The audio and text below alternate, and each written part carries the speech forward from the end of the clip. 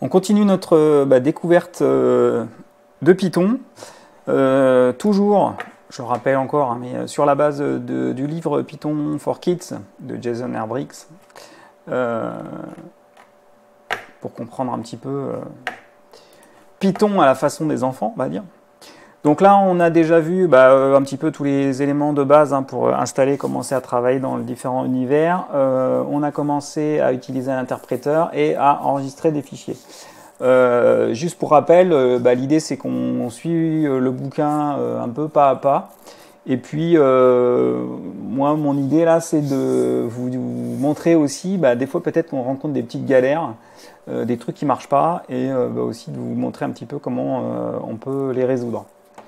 Du coup, on est reparti. Donc, alors, hop.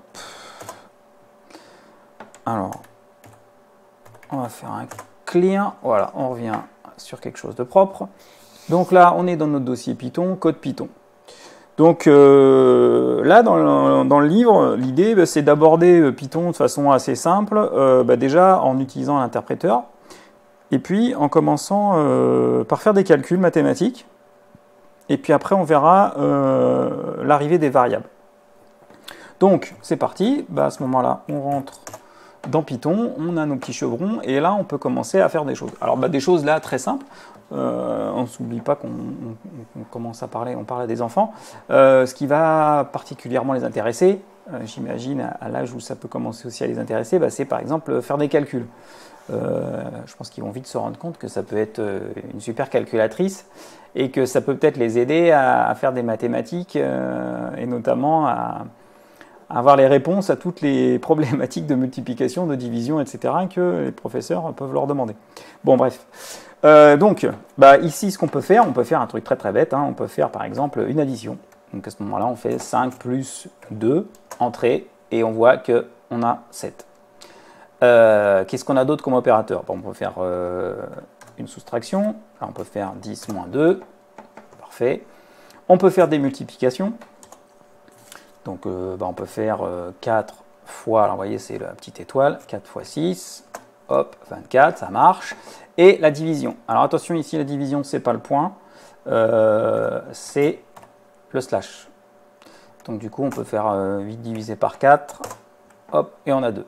Donc, vous voyez ici aussi, alors peut-être on l'abordera un peu plus tard, là, on a 2, c'est 2.0. Donc, il y a cette notion... peut-être que vous avez déjà vu, si vous avez déjà vu d'autres langages, de nombres, ce qu'on appelle des integers, des floats. Donc là, c'est avec des points.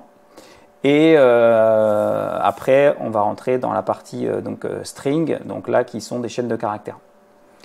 Voilà, je ne vais pas aller plus loin pour le moment.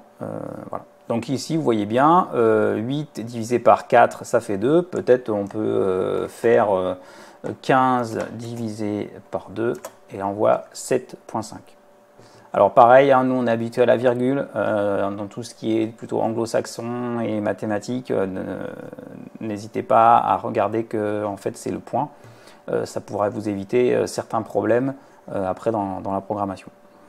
Alors dans le livre, ce qu'ils abordent, ils font du coup plusieurs opérations. Alors on peut faire des grands chiffres, ils font 20 par 3500. Bon, c'est d'ailleurs peut-être ça qui va plus intéresser les enfants d'ailleurs, parce que ça va correspondre à leurs besoins mathématiques. Alors vous voyez, je peux mettre pas mal d'espace, Python est suffisamment intelligent pour pas être trop restrictif là-dessus. Donc c'est bien aussi pour les enfants et même pour les adultes, pour le coup, le langage est assez permissif. Bon, après, jusqu'à certaines limites, mais voilà. Alors après, ce qui est intéressant aussi de voir, c'est, vous savez, la priorité des opérations. C'est-à-dire que, par exemple, si je fais 5 plus 30 fois 20, est-ce que ça va faire 35 fois 20 ou 30 fois 20 plus 5? Donc ici, en fait, alors, indentation erreur. Alors, en fait, c'est bien, ça vient complètement corriger ce que j'ai dit tout à l'heure. Une des choses, si ce n'est la chose la plus importante dans Python, c'est ce qu'on appelle l'indentation. Qu'est-ce que ça veut dire l'indentation? C'est-à-dire que dans les autres langages, par exemple en JavaScript, vous pouvez écrire du code un peu comme vous voulez. C'est-à-dire que vous écrivez votre code tout sur une ligne, il n'y aura pas de souci. Après, pour des raisons de lisibilité, vous pouvez décaler votre code, ce qu'on appelle donc l'indenter, pour que ça soit propre. En fait, ce qui est très bien dans Python, moi c'est une des choses que j'apprécie le plus, c'est que l'indentation peut générer des erreurs. C'est-à-dire que ça vous oblige, quand vous faites par exemple une fonction, à faire un retrait sur la ligne du dessous pour que ça soit propre. Et donc si ce n'est pas exactement indenté, bah, du coup ça renvoie une erreur. Donc là je suppose que c'est ici, c'est ce que j'ai fait. Donc je vais recommencer. Donc, je pense que c'est au début où j'ai mis un espace que j'aurais pas dû mettre. Voilà, vous voyez. Donc en fait j'ai mis un espace au début, lui il l'a interprété, il m'a dit oula, il y a un espace au début de la commande, ça ne me va pas. Alors bah, à la limite on peut le refaire. Donc là je fais flèche du haut, ça m'en réaffiche ma ligne. Je me mets au début, je mets un espace et je fais entrer. Et vous voyez, j'ai bien mon indentation erreur. Donc faites quand même attention au tout début de votre ligne à mettre quelque chose qui soit pas avec un espace, pas d'indentation dès le début. Et de toute façon, c'est un petit peu la chose la plus récurrente, peut-être les premières erreurs que vous allez avoir, ça va être des erreurs d'indentation. Donc ici, qu'est-ce qu'on voit? On voit qu'on a fait 5 plus 30 fois 20. Donc ici, c'est passé. On a fait 30 fois 20, 600, plus 5. Donc ici, finalement, on a eu la priorité. Ce qu'on peut faire, pour le coup, c'est que moi, en fait, je veux plutôt forcer l'addition avant la multiplication. Alors là, dans ces cas-là, on va mettre une parenthèse. Alors, je reviens, j'enlève mon indentation. Par contre, je vais commencer ma ligne de code avec une parenthèse. Donc là, bah, comme en mathématiques, en fait, je lui dis 5 plus 30 fois 20. Et là, qu'est-ce qu'on obtient? On obtient 700. Donc vous voyez, on a bien eu la priorité de nos opérations. Donc voilà, n'oubliez pas, si vous voulez faire quelque chose, par exemple, donner une autre priorité que la priorité initiale, mettez des parenthèses. Alors on peut les combiner, on peut aller assez loin. Au final, par exemple, si on peut faire un 5 plus 30, par exemple, multiplié par 20 et divisé par 10. Donc vous voyez, première parenthèse, on va faire d'abord l'addition, après on va faire la multiplication, et tout ça on va le diviser. Ça veut dire que si je n'avais pas fait ça, en fait, il y aurait eu d'abord la multiplication de mémoire, après la division, et après l'addition. Voilà. Donc là, on a 70.0. Ok. Donc bah, ça c'est ok, bah, je vous laisse éventuellement jouer avec ça si vous voulez. Moi je pense qu'il n'y a pas forcément beaucoup plus de choses à dire là-dessus. Deuxième chose qui est abordée dans le livre, donc c'est les variables. Alors eux ils présentent les variables en disant bah, les variables c'est un peu des étiquettes. Alors finalement je pense que c'est une bonne idée de dire ça. Alors les variables finalement pourquoi? Parce que sinon on va retaper systématiquement notre code et puis moi si je dois taper à chaque fois 30 etc. au final ça peut être un peu fastidieux. Donc là par exemple on peut associer finalement une sorte d'étiquette à la somme d'argent de quelqu'un. Donc on peut dire, donc c'est ce qu'ils disent dans le livre en fait, on peut dire Fred égale mettons 100. Donc lui il a un porte-monnaie avec 100 pièces. Une valeur de 100 pièces, ou de 100 euros par exemple. Donc là, ça ne renvoie à rien. Tout ce qu'on a fait finalement, c'est dans une zone mémoire, on a associé le chiffre 100 à Fred. Donc maintenant, si par exemple on voulait vérifier, on pourrait, comme on l'a vu au tout début, faire un print. Alors là, on ne va pas mettre de parenthèse, de quote, parce qu'en fait, on va imprimer la variable. On ne va pas imprimer le mot Fred, mais on va imprimer le contenu de la variable Fred. Donc là, on fait print Fred, et là, on a 100. Donc là, c'est très pratique, parce que pour le coup, à chaque fois qu'on va appeler Fred, on aura le chiffre 100. Donc du coup, à quoi ça peut nous servir, ça? Par exemple, on peut faire des calculs, justement, avec ces différentes valeurs. Donc par exemple, Fred, alors ça c'est pas dans le livre, mais parce que dans le livre ils font avec des pièces, etc. Mais enfin avec des pièces magiques, des pièces qu'ils ont trouvées, des pièces perdues. Donc par contre on peut dire, bah, je sais pas, Fred, il va à l'épicerie et puis il va acheter des choses. Alors bah, on peut dire par exemple la valeur des choses. Donc il va acheter, mettons, de l'eau.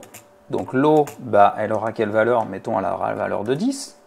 Donc ça, c'est stocké. Peut-être qu'il va acheter du pain, qui aura la valeur de 5. Et puis, il va acheter, par exemple, qu'est-ce qu'il peut acheter? Des tomates, pour une valeur de 15. Donc ça c'est la valeur dans l'épicerie de nos 3 éléments. Donc maintenant, si on fait Fred moins de l'eau et moins du pain, en fait, on va avoir 85. Donc là, ça nous affiche 85. Par contre, si on fait un print de Fred, on va le retrouver là, hop, Fred est toujours à 100. Pourquoi? Parce qu'en fait, on n'a pas stocké la variable. Donc c'est-à-dire qu'on peut dire Fred après le magasin, c'est-à-dire qu'une fois qu'il a acheté, et bien ça correspond à Fred moins de l'eau moins du pain. Je vais essayer de rendre ça un peu propre. Voilà. Et donc là, c'est stocké dans Fred après le magasin. Et donc si on fait un print Fred après le magasin,